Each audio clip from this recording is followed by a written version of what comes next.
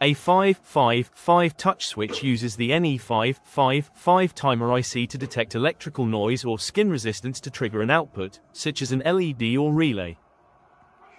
The circuit on the right is a touch-on, touch-off circuit comprising of an NE555 IC, a 330 ohm resistor, an LED connected from pin 3 to the positive rail of the breadboard, some jumper wires, and 2 pairs of uninsulated wires.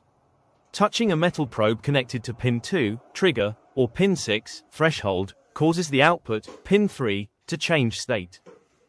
The touch switch circuit with 2 LEDs on the left is the same as the first, except an LED has been added directly to pin 3 of the IC and positive rail.